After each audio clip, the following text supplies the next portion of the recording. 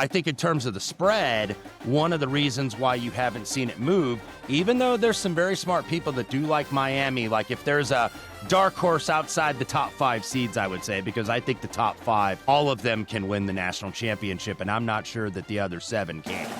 This is VSiN's College Football Betting Podcast.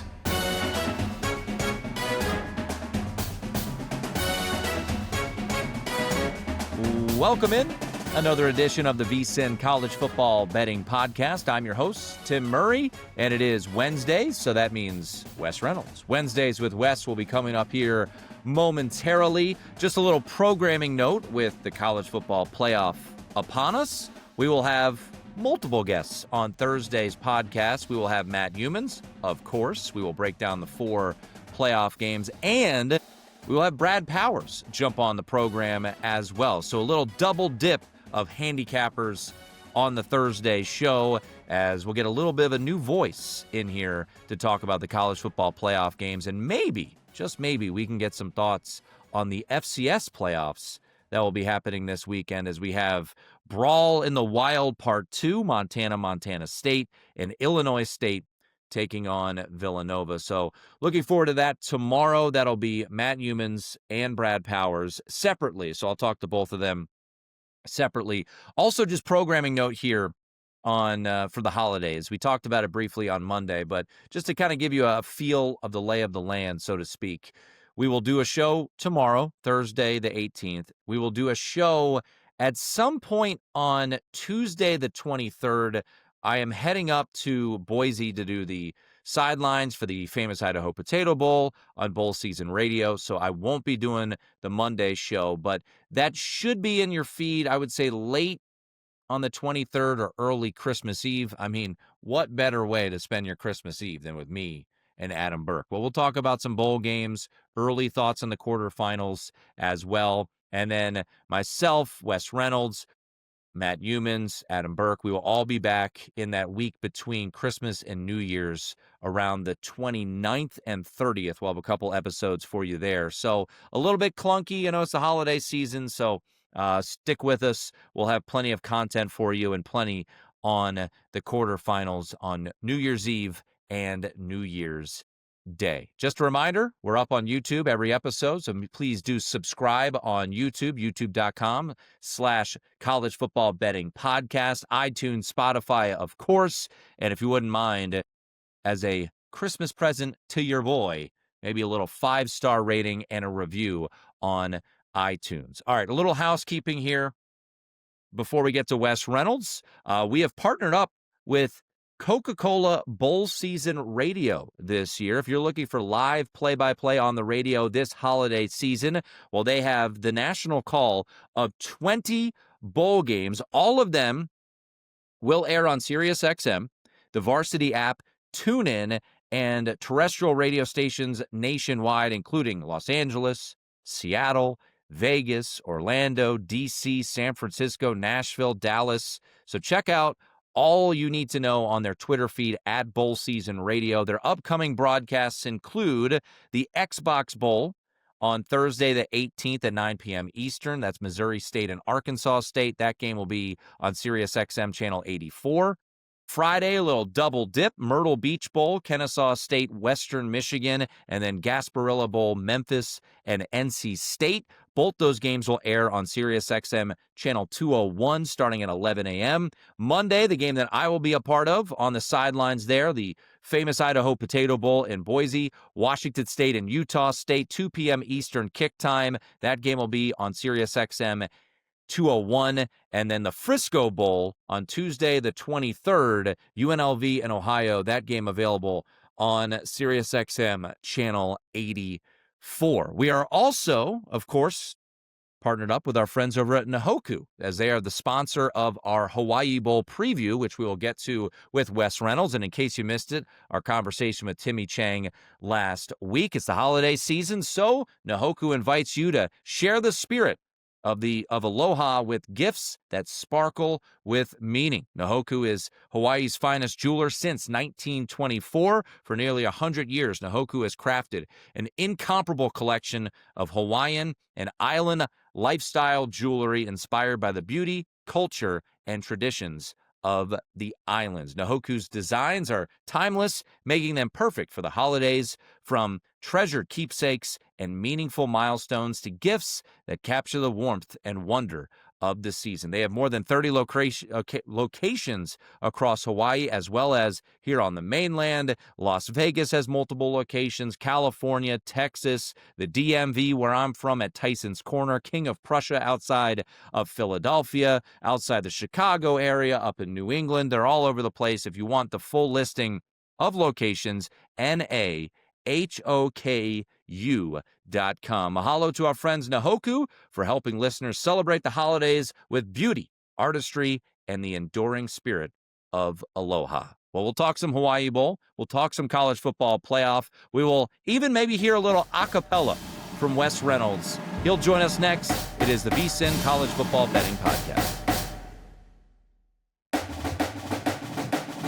We keep it rolling here on the VSiN College Football Betting Podcast, joined, as always, on Wednesdays by the one and only Indiana alum, Wes Reynolds, who, once again, smiling ear to ear. He's like Mr. Grinch over there in a good way. You know, that big smile that just keeps going all the way up to the ears. Let me ask you a question regarding the first playoff game, which we're going to dive into. As an Indiana fan and a gentleman who will be in attendance at the Rose Bowl on New Year's Day to watch your beloved Hoosiers, do you have a preference on opponent, Oklahoma or Alabama? Tim, before I get to that, I do have to acknowledge the events of this weekend and bring us in with song. There was something in the air that night, the stars so bright. Fernando. The great ABBA tune, Fernando, as Fernando Mendoza becomes the first Indiana University Heisman winner, even though he's been called, is he the worst Heisman winner of all time? Well, that's like being the worst looking playmate at the Playboy party. Oh, stop. Hey, you need to enjoy, wrap your arms around it. He's a Heisman Trophy winner, and bleep all them voters. Diego Pavia could go bleep himself. Like, come on, man. What are we doing? That's ridiculous. It did remind me, there was a certain sports business reporter when Indianapolis hosted the Super Bowl, of course, many years ago, and said, "This is the worst Playboy party at the Super Bowl ever." Rhymes with Scoville is how we'll refer to that as. It was like, are you kidding me? Get all that debate about Fernando. It's like, yeah, he didn't have the Joe Burrow numbers. Like, okay, he's the Heisman winner. Look, Joe Burrow, Joe Burrow's maybe the greatest college football player ever. Like, his numbers were so outrageous, and it's the year that you win it, man. Like, look, for Jeremiah Love, his numbers weren't eye-popping to win the Doak Walker Award, but he was the best running back in college football this year. So it's just sometimes you hit the right time, and I have no issues with Fernando Mendoza winning the Heisman Trophy. It's another year too, Wes, where you think about Heisman betting preseason and looking for those long shots. I looked for a couple long shots. I came up empty with Devin Dampier and Damon Williams, but, Fernando Mendoza around 50, 55 to 1, I believe was, his preseason number. Diego Pavia was way out there. Jeremiah Love. I mean, 3 of the 4 guys that were actually the top 3, Wes, who finished 1, 2, 3 in the Heisman were all long shots to win this award. So it's another year where we've seen that you can get some really big numbers on the Heisman Trophy winner. Yeah, no question about it. And I wish I would have had more faith, because I talked it up all summer. I'm like, I think this guy's going to be really good, and then didn't bet it until it was like 3 to 1. It's a winner, but it's not the big tickets. So those of you that had more faith, and that's why I got to get over my IU fan PTSD. It's like, we're not that program anymore. I mean, we're on 60 Minutes, for God's sakes, on Sunday night. Being profiled, as I'm waiting for the stories, and I felt so bad about it, by the way, because these are like serious stories, right? On 60 Minutes, like how Germany is arming itself in light of what's happening in Ukraine, like, how to stop, disease, and all these important stories that I'm following. It's like, get to Indiana. And I felt like such a heel, because like, this is important world news. And I'm like, get to Indiana football. Who cares? Kirk Cignetti is important world news Yes. right now. And, Yes. I'll say this for anyone who did bet Fernando Mendoza. Those days of getting an Indiana quarterback at 50 plus to 1 is probably going to be numbered. I know. Now that Cignetti is there, man, this might be the last year. We're already speculating, man, in the transfer portal. It's like, are you going to get Drew Mestamaker? Are you going to get Sam Levitt? Or, who are you going to get? It's probably not going to be our former quarterback, Brendan Sorsby, since his girlfriend apparently committed to play volleyball at Texas Tech. So Red Raiders might have the inside track.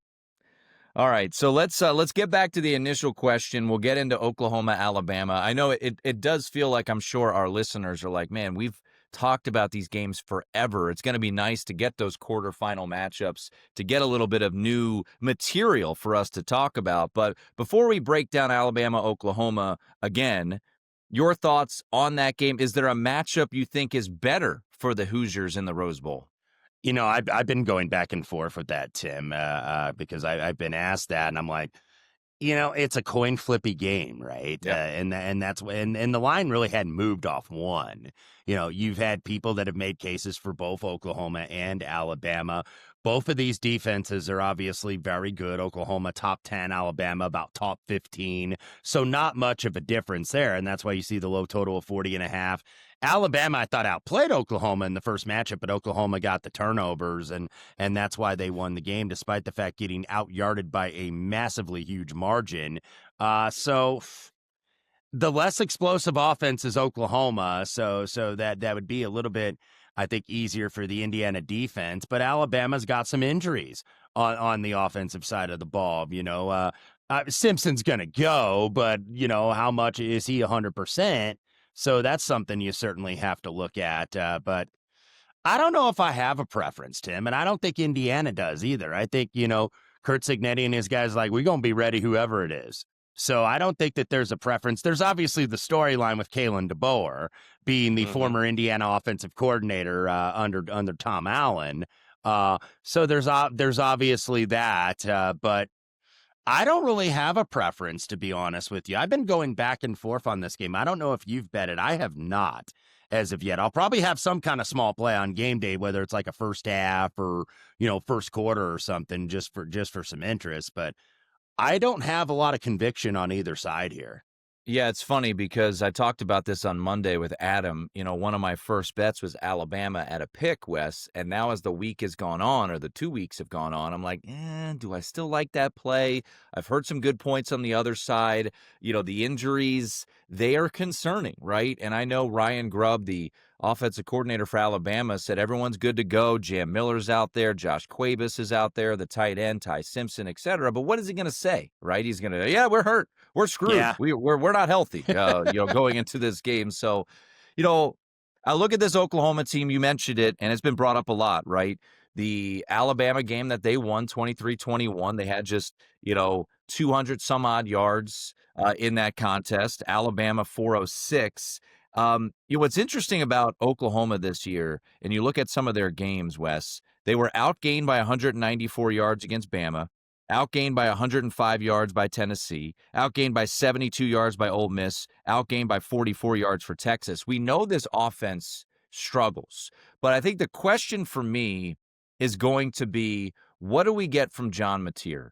Is John Mateer, with these 3 weeks off, is he going to look a little bit more like what we saw in September? And also, Wes, knowing that this is a playoff game, and we look at this, from a handicapping standpoint, I would say in the NFL, especially with a guy like Mahomes, in the playoffs, do we see Mateer take off and run more? And I'll pull up what those numbers are here in just a moment. But, what do you expect to see from this Oklahoma offense that has really struggled throughout the entire year, even though they went out and brought in a pretty sharp offensive coordinator in Ben Arbuckle? Yeah, when they brought in Arbuckle, obviously, who was with Mateer at Washington State, we kind of thought, okay, this is going to be up-tempo and, chuck and duck and get it down the field.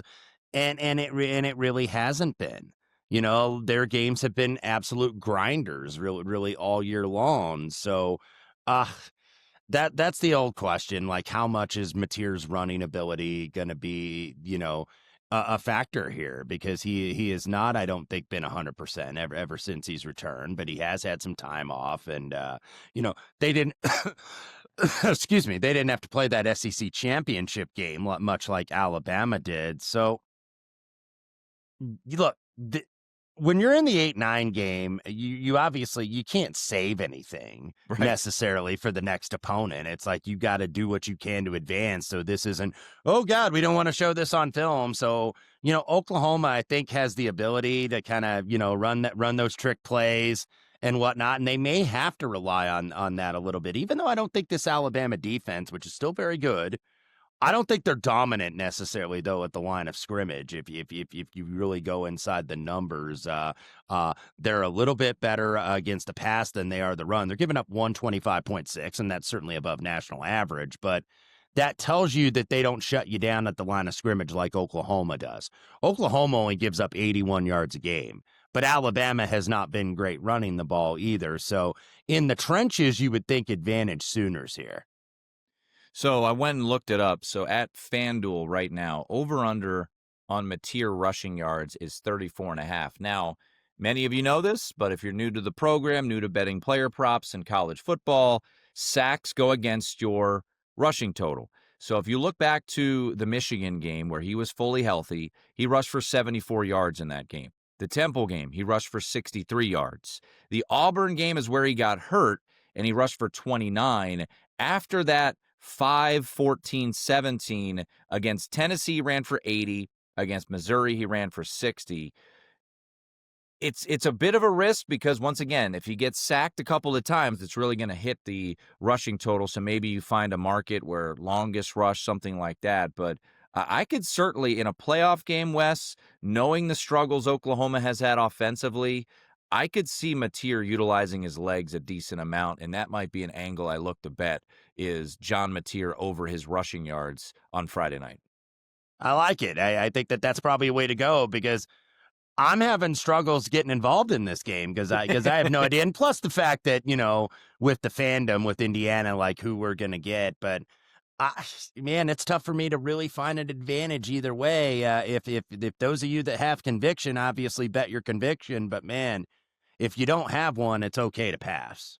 No, and that's the tricky part, right? This time of year, these games are so high profile. We're going to sit down on Friday night. It's funny. I got asked this question. I do a radio show every week in Memphis, and the co-host down there, Jeffrey Wright, who both he and I love college football. It's our favorite sport to watch, to bet.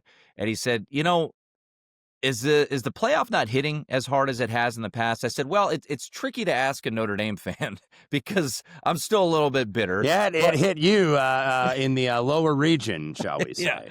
Yeah. But I'll say this. Comes Friday night, man, and the lights are going to be on in Oklahoma. It's going to be electric. That atmosphere is going to be top-notch, and I'm going to be all in. So I'm very much looking forward to it. And look, the game that when we saw the bracket come out, on, a couple Sundays ago, outside of the disdain that I had for the actual bracket, the game that intrigues me the most in the first round is on Saturday, and that's Miami taking on Texas A&M. And, I bet a little bit on the under. I was happy to see that market move a little bit in my favor this week. That's down to 48.5. We gave it out on the podcast last Thursday at 51.5. So, hey, closing line value, yippee. But what do you make of Miami and Texas A&M? Last thought real quickly, and I talked about it on Wednesday. I think the X factor could be, and my worry is, as someone who has taken a little slice of Alabama, is the kicking game. Tate Sendell is awesome, 7 for 7 on 50-plus yard field goals, and Alabama has really struggled in the kicking game this year. And a game with a total of 40.5, a spread of 1.5, that certainly concerns me. But, Wes, looking ahead to noon on Saturday, Miami, A&M, as mentioned, the total has now come down to 48.5. Spread still sitting at 3.5.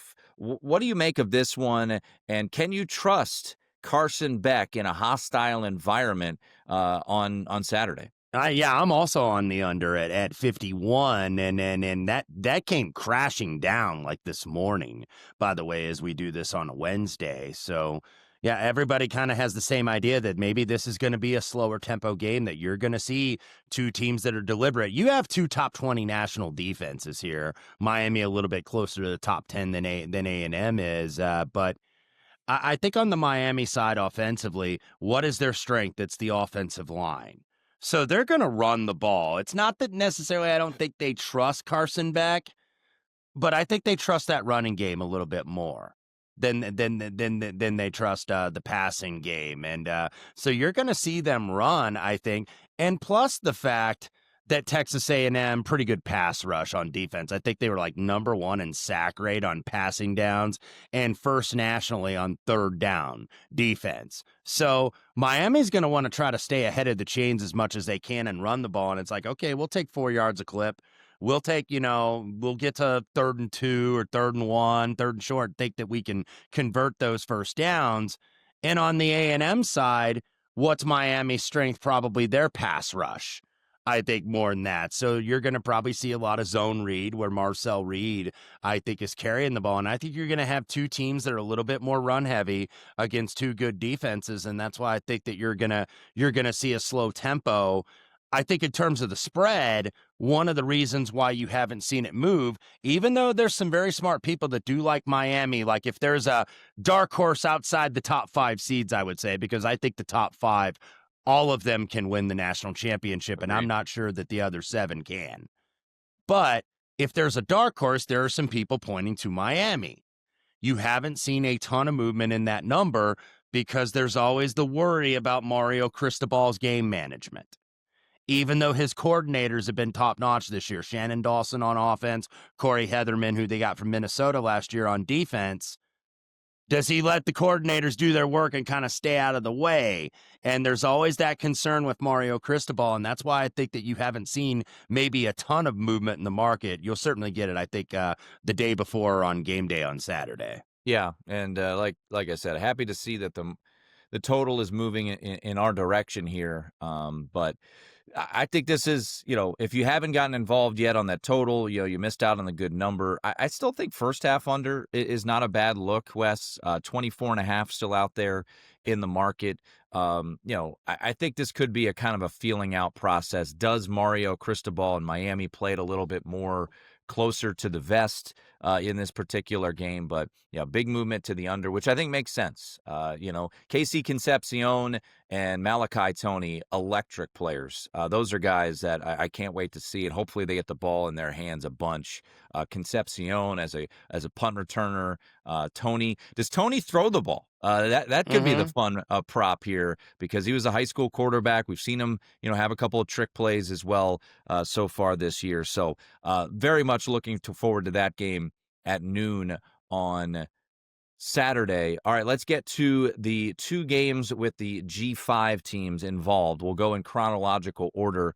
We've got Ole Miss and Tulane.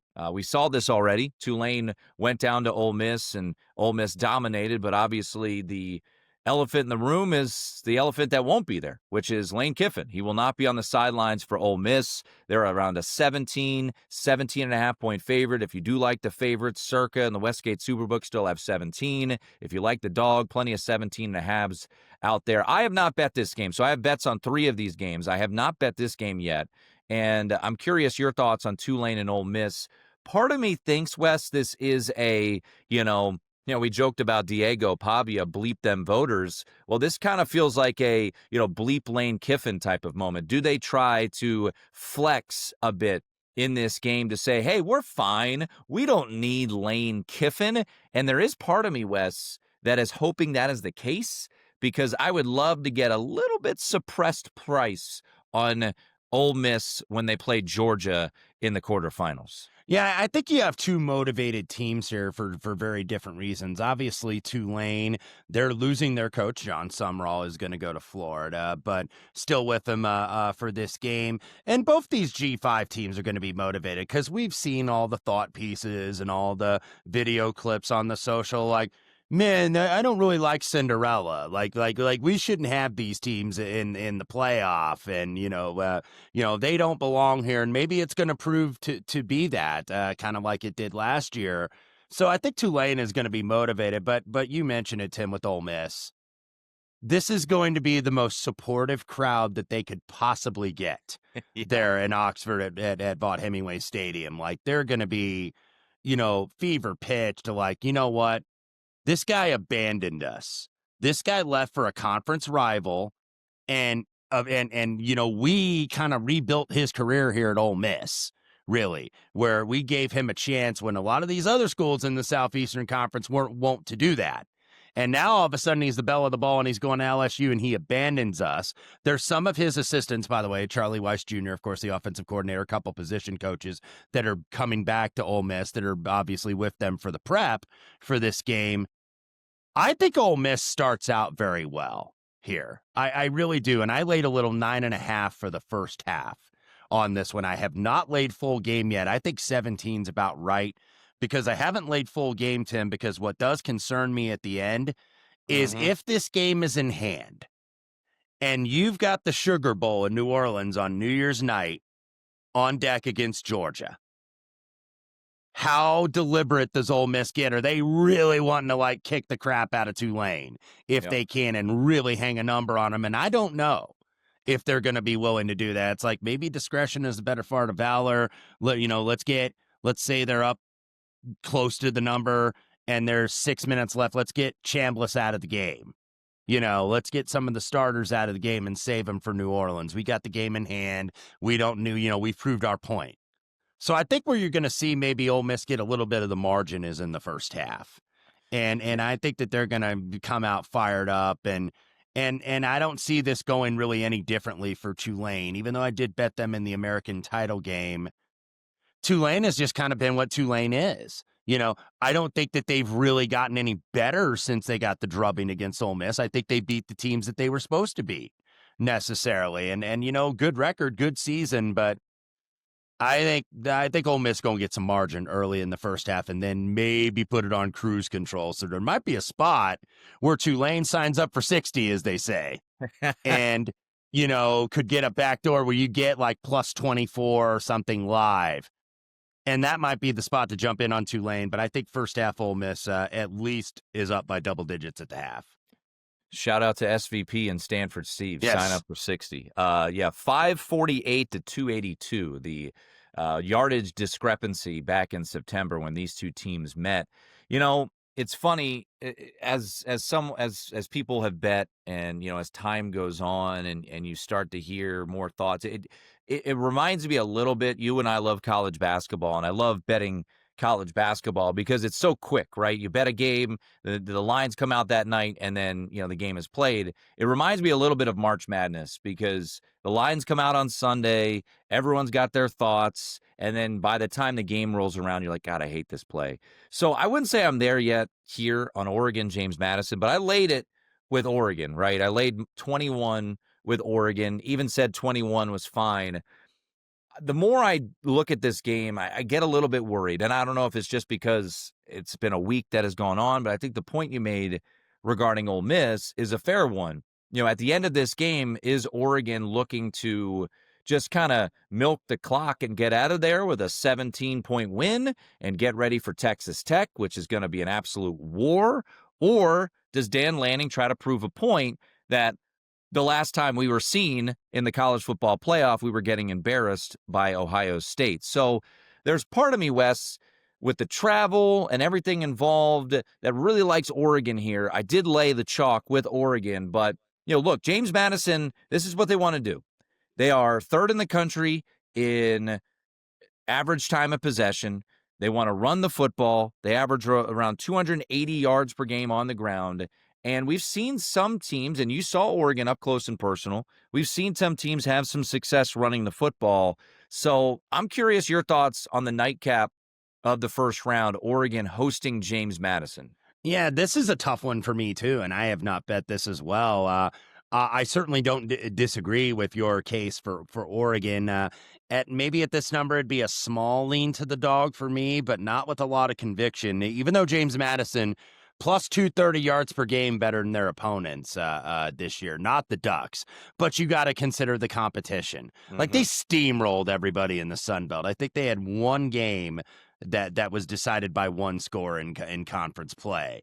but against teams, a little bit above their weight. And I would include, of course, Louisville in that, even though that was a little bit of a deceiving score. Yeah, they led by in that game. Yeah, losing by 2 touchdowns, had a couple bad breaks, couple, just bad bounces of the ball on turnovers. And then against Washington State, though, they couldn't get away against Washington State. Now, Wazoo, pretty underrated defense. So that's what concerns me a little bit for James Madison. Bob Chesney, of course, is going to be here, and the staff, even though Chesney is going to be moving on to UCLA. And James Madison, I don't know if they're going to be overwhelmed by the moment here necessarily, Tim, even though this is the first playoff appearance. Because this program, of course, that came from FCS and into the Sun Belt, they're kind of used to winning games at James Madison, right? Now, Oregon is obviously a different level of test, but they won under Kurt Cignetti. They've continued it under Chesney. They built a real program there at James Madison that Billy Napier is going to take over. And I think Sunbelt Billy, now back in the Sunbelt, I think he's going to do a good job at James Madison. And they're just going to keep this going and plug and chug.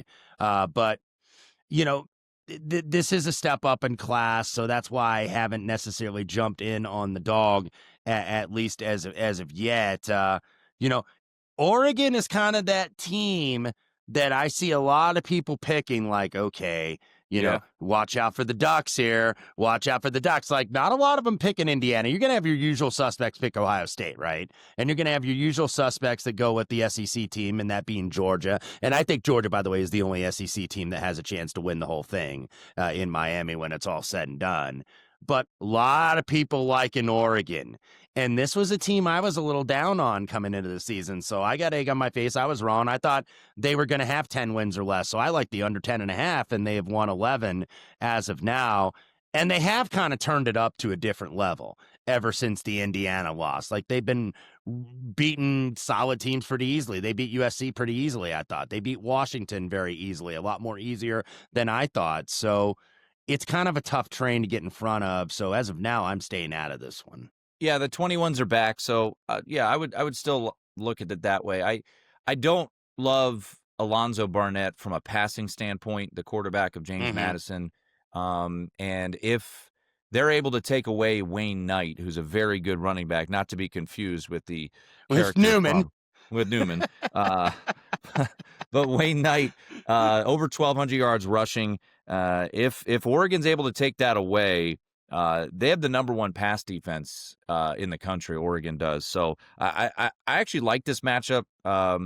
Just from I'm curious to see how it plays out. I think the point that you made about James Madison not being, scared of the moment, I think is a fair one. I mean, this is a program that's used to winning, even with different coaches, right? They've won FCS national titles. They did not skip a beat jumping to the FBS. So not their fault that the ACC is a bunch of dopes and had the tiebreakers the way that they did. By the letter of the law, they deserve to be here, and we'll see if that plays out on Saturday night. I think both these teams actually go in with a chip on their shoulder because you've had some horrific takes regarding, G5 programs and all of that. But I thought Brad Powers, who actually will be on the show tomorrow, made a good point about the G5 right now. And it wasn't disparaging, but it is what it is. I mean, Indiana, a reason they were so successful right away, Wes, is because they had a lot of G5 players from James Madison.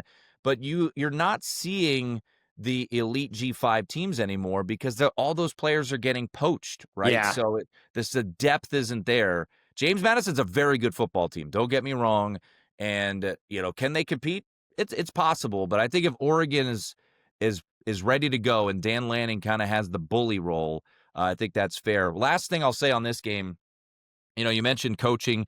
Bob Chesney, of course, moving to UCLA. It's also worth noting that both the coordinators for Oregon have head coaching jobs waiting. Will Stein heading to Kentucky, their offensive coordinator, and Tosh Lupoy is headed to Cal to be their head coach. So a little bit of multi-hats going on there. Is that worrisome at all? So we'll see how this thing plays out. I did lay it with Oregon, and you know me. I think this will be the biggest favorite I have laid all year in college football. So what could possibly go wrong?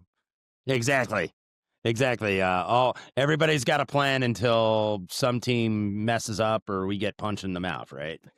So let's have some bowl games here. We'll go through the bowl games of December 22nd through the 26th.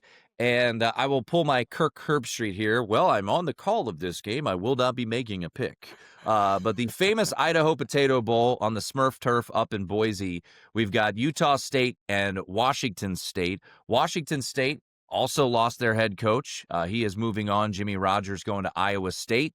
Actually like the move to get Kirby Moore, the offensive coordinator from Missouri. But Washington State, not many opt-outs. Utah State, not many opt-outs. Actually really like the quarterback battle we have in this game with Eckhouse for Washington State, Bryson Barnes for Utah State. We've seen a little bit of love come back into the market on Wazoo this week. This was 3.5. It's now under a key of 3. What do you make of the famous Idaho Potato Bowl on Monday? I played under 51.5, and that's where the market has gone. I think there might still be a couple of 51s out there, and it can always move. Look, these numbers are going to move back and forth as opt-outs get announced late, but it doesn't appear to be many here. Washington State, really good defense this year. I mentioned it against James Madison, where James Madison did get the win, but I think Washington State, kept them in the low 20s. And you look at the defense against against really good competition, by the way, because they played that as a pack expatriate. They played that kind of independent schedule. Aside from North Texas and Washington, which was very early in the season, they went to Ole Miss and held them to 24. They only lost 22-20 at UVA. They held Toledo, which is usually a good offense, even though they're slower tempo this year, to 7. So this is a good defense in Washington State, and Bronco, I think, wants to run the ball and manage the game, control the clock a little bit. So I thought that this was a recipe for an under. Anything 51 or better, I thought was good, even though it's mostly 50.5 right now. Small lean to the dog. Have not bet the side, but I did bet the total. Yeah, Utah State playing some good football down the stretch, right? They were toe-to-toe with Boise State in that regular season finale in Logan, lost in overtime, should have beaten UNLV. So they really, I thought, played their best football in the final couple weeks of the season. And Bryson Barnes, super senior, he's going to wrap it up. He's going to put it on the line, man. That's the pig farmer. Looking forward to being on the sidelines for that one. Just fingers crossed. Apparently, it might be raining, so not looking forward to being on the sidelines in the elements there in Boise, Idaho. Let's go to Tuesday, the Boca Raton Bowl, and another situation where we don't have a coach. Jason Candle has moved on from Toledo to go to UConn. Don't like that hire for UConn, but that's for a discussion in the offseason. And then you've got Louisville, and you always wonder about a team like Louisville, who at one point in time, Wes, thought they could win the ACC, and now you're playing in the Boca Raton Bowl before Christmas. So you're starting to see a little bit of Toledo love come into the betting market. I understand it. This one is kind of the old school motivational thought. Like, does Louisville really want to be playing in this game at 2:00 in the afternoon on December 23rd against Toledo? Yeah, I took 7 here with the Rockets, actually a little bit better, and would still take the 7s out there that are available.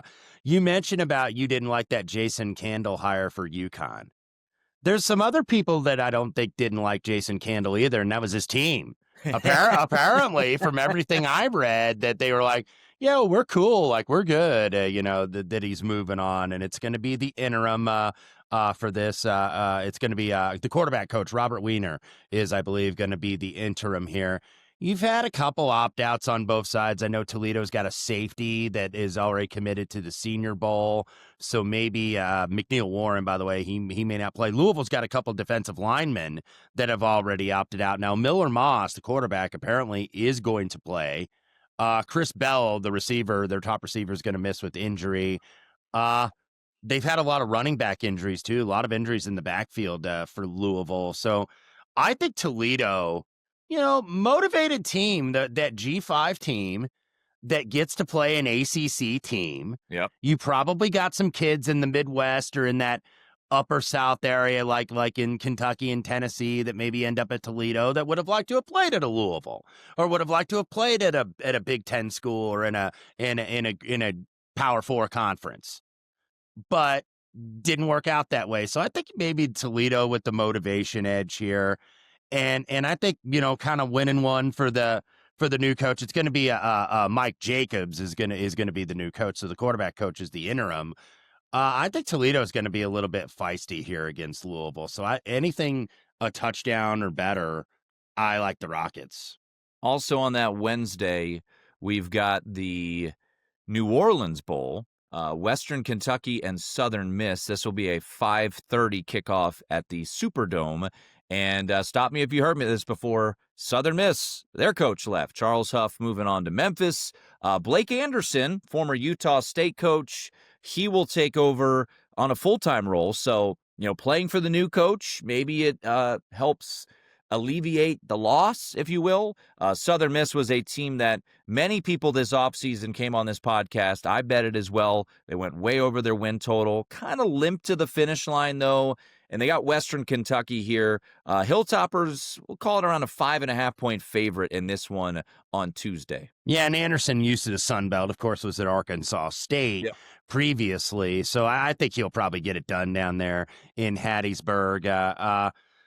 And I look at this, I couldn't really make an argument for a side. It doesn't appear like there's a lot of opt-outs really on either side. I'm, trying to check that. You got to do that about every single day. Of course.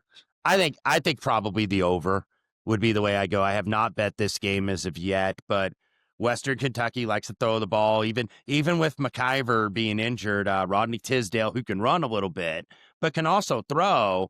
They've been, I think, just fine without him. You've got Braylon Braxton. Looks like he's going to go for Southern Miss in the Superdome indoors. And I think this is probably a shootout. We usually get shootouts in them New Orleans Bowls down there in the Superdome. I think we got another one here. Frisco Bowl will wrap up the 23rd. I was surprised why the market didn't really move, but now it is moving, and I think it was waiting to see the news regarding the quarterback for UNLV. Anthony Calandria announced he will be back next year, which is massive for Dan Mullen. Dan Mullen not going anywhere. Jet Thomas also coming back. So UNLV's going to be a pretty loaded up bunch. The last time we saw them, they were losing in the Mountain West Championship game. And then you've got the situation where they're playing Ohio, and then there was the oddity of Ohio placing their coach, Brian Smith, on leave on December 1st. Well, on Wednesday, we found out he is done. He has been fired with cause for engaging in, quote, serious professional misconduct and participating in activities that reflect unfavorably on the university. So I laid 4 with UNLV early on. I thought they would be pretty motivated for this game. I've been impressed by the way that they've played.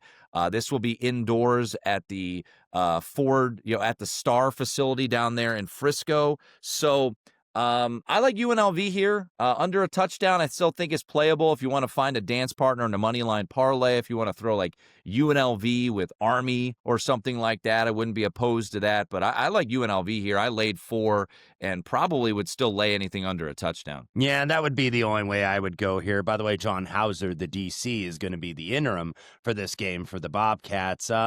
Would lean maybe a little bit over here, too, because you don't bet many unders in UNLV games this year. If you've been betting overs, you've been doing very well, I think, by and large. So I could only see a shootout here. We check the weather, obviously, so you don't want to get too pot committed on that. But it would be Rebels or nothing here against Ohio.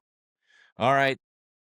I'm going to make Wes Reynolds sing Christmas songs here, maybe a Mele Kalikimaka, because Christmas Eve, a tradition unlike any other, the Hawaii Bowl, and it is great to have the Bows back in it. As you know, we have been pro-Bow the whole time. We were out there for their Week 0 win. We just had Timmy Chang on the podcast. But this is going to be a fun one, man. You've got Nick Rolovich. He is staying on the staff, but he will be coaching on an interim basis for this game. So he stepped in the interim role for Justin Wilcox. They win their regular season finale, Cal did. And then you have Jaron Kiave Sangapulatelli, the Hawaii native, went to Campbell High School, who just won the state championship out there. He's sticking around for another year. So these rosters are pretty much well intact. Jackson Harris will be out for Hawaii. He's hit the transfer portal, but there's a belief, Wes, that his production will be missed, but they think they can fill the holes with Nick Senecal, who's been dealing with some injuries this year. This week, we started to see some Hawaii money come into the market. I took 3.5 at open. Still probably would lean Hawaii if you are able on Christmas Eve. I know a lot of people have things going on. If you are able to bet this live, probably a very good live trading game, would lean maybe over in this one. But this is going to be a fun one. Christmas Eve, Hawaii taking on Cal. A lot of Hawaiian connections in this one. Yeah, absolutely. With Rolovich coming back, I would try to do my best Don Ho with Mele Kalikimake here, but it's Hawaii's way to saying Merry Christmas to you. By the way, Hawaii in the bowls, when they're at home, 13-0 against the number in their last 13 lined home games for Hawaii. So they really get up for these teams that are in the Power Four, which Cal is, of course, in the ACC, longtime Pac-12. Probably a lot of recruiting overlap, too, because Cal gets a couple guys from the islands to come to Berkeley. You have Rolovich coming back. I missed the number here. I think you're on the right track, though, Tim, on the Rainbows, Rainbow Warriors, whatever they're called now. But nevertheless, Hawaii playing at home, and I just didn't think Cal should have been that big of a favorite really here, because what is that going to be? That was one of the more surprising firings, I think, getting rid of Justin Wilcox, who, had he at a certain level, run the ball, defensive coach, little bit conservative with the game plan, but he had Cal at a decent level. But they elected to make a change, and it's going to be that Oregon defensive coordinator taking over, Tosh. So I think you're on the right track with Hawaii. I have not bet this, though, as of yet. It might be. I think is that the only sporting event on Christmas Eve, by the way? Oh, yeah. So it's Hawaii, maybe watch Christmas Story before that on one of the Turner channels, and then watch the Hawaii Bowl, because that's all we got on December 24th. But should be a good one, at least. Should be very competitive. The way that Hawaii likes to have it, the week 0 game, the late night games, and now the Christmas Eve special by themselves.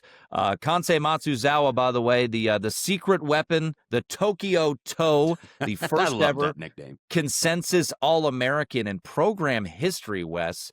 Did not win the Groza Award. He was a Groza Award finalist, but you've seen the kicks. You've felt the injury, or the energy, no injury. Let's not speak that into existence. Now it's time to wear it with the official Tokyo Toe gear inspired by the Lou Groza Award finalist Kansei Matsuzawa. From bold tees to clean hoodies, every piece brings that same focus and drive Kansei shows on the field. Show your pride, show your passion. Head on over to tokyotoe.com. That's TOKYOTOE.com.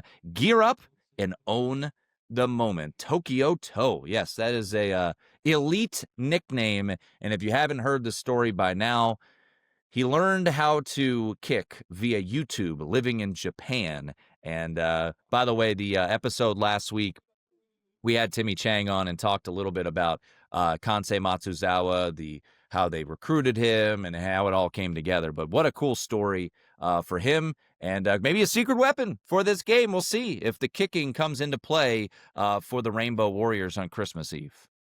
Yeah, absolutely. So looking forward to that. By the way, one correction, 13-0 just overall against the number in the last 13 home games for Hawaii.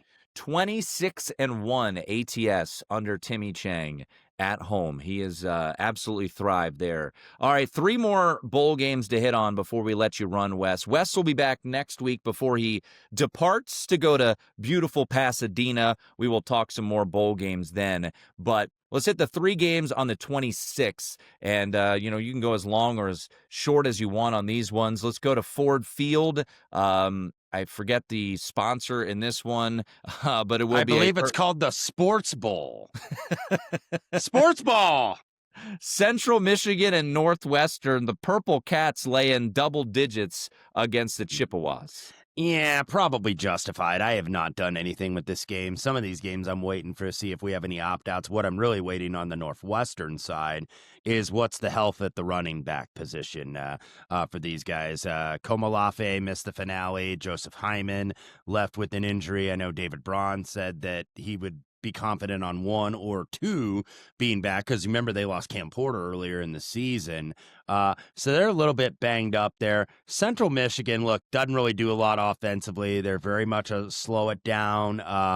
Like to use that running quarterback and slow the game. That's why you see such a low total. Nothing as of yet for me here in the Sports Bowl at Ford Field. GameAbove Sports Bowl. That is your sponsor in this game. 1:00 Eastern, the day after Christmas. This used to be the Guaranteed Rate Bowl. It's just the Rate Bowl now. Chase Field down in Phoenix, New Mexico, and Minnesota. I think you and I are on the same side on this one. I took New Mexico at open. Got 3 or 3.5. This is now a 2.5. Obviously, PJ Fleck historically has been very strong in bowl games. I do love the fact that you've got a P4 team, a G5 team playing a P4 team. I was worried a little bit, Wes, that New Mexico would just get the New Mexico Bowl, and that would be kind of an uninspiring way to finish the season. I'm glad they got an opportunity to play in a bigger bowl, if you will, in Phoenix. They get to travel a little bit. They get to play a Power 4 team in Minnesota here. So I played New Mexico on open. Let's see if we get back to 3, but still would lean New Mexico here in this spot, and probably put a little bit on the money line here. Curious if Darius Taylor, Minnesota's stud running back, if he will play in this game. That's, I think, the speculative reason why you and I and many others hopped on the New Mexico train. Not only the motivation angle, but is Taylor going to go? PJ Fleck 6-0 in bowl games at Minnesota. He did kind of play some more young guys later in the season. PJ, it's well speculated that he's always put himself out there for bigger jobs. So you always, kind of like, okay, what's the motivation going to be? And then Minnesota always wins bowl games. But I think Jason Eck, I think that they are going to be excited, even though it's a short trip to Phoenix from Albuquerque. I think that they're going to be excited to go somewhere. And, this isn't like Hawaii where it's like, okay, why would you want to leave? Okay, we'll play at home and in Honolulu, but I think New Mexico probably wants to travel and not have to play in their home stadium for a bowl game. So motivation edge, and then plus I wonder with the Minnesota injury situation, so I took above 3. And I think it may get to 3, by the way. If Taylor obviously is announced that he's not opting out, you're going to see 3 and 3.5. And even then, I would still like the Lobos. All right, we'll wrap up on this Friday the 26th. We've got the First Responders Bowl down at SMU Stadium, the Gerald Ford Stadium. UTSA against FIU. We'll call it 8.5. There's some 9.5s out there. There's an 8 out there. It's kind of that no man's land between touchdown and 10 here. The Roadrunners taking on FIU in this spot on the 26th. Yeah, you talk about an up and down team this year. UTSA, you never know what you're going to get with this team. This is a team that destroyed East Carolina, destroyed Tulane at home, but also has some real head-scratching losses when you look over the Roadrunner season. Of course, they got boat raced by South Florida. Everybody has most teams got boat raced by them, but they lost at Temple. They lost to Texas State. They covered against A&M, so they've been so erratic. So this is tough for me to support UTSA. By the way, Jenkins, the quarterback, did come back for FIU. It was Pasansky that was starting a couple games. So small lean maybe to FIU here. Willie Simmons got them back in a bowl game for the first time in several years. I want to say it's 2017, 2018, the last time FIU's been in a bowl game. So I think they're probably excited to be here. So small lean to FIU, but not a bet at this time. All right. Wes Reynolds will be back with us talking quarterfinals, talking Rose Bowl. We'll do that after Christmas. We'll talk some bowl games with him before he heads to lovely Pasadena to see his Indiana Hoosiers take on either Oklahoma or Alabama. Wes, always appreciate it, sir, and Merry Christmas. We'll talk to you after Christmas. Same to you and yours, Tim. All right, that's going to do it for our podcast. Thanks again to Wes Reynolds at Wes Reynolds 1. You can always follow me on Twitter. I'm at 1 Tim Murray. Thanks to our producer, Rick. thanks to Ryan Hunter as well. Wyatt Tomchek out and about calling UNLV women's basketball. He will be back in tow come Thursday. But once again, that Thursday episode will have a double shot of handicappers. Matt Humans and Brad Powers will join me here on this podcast. But until later in the week, this has been the VSiN College Football Betting Podcast.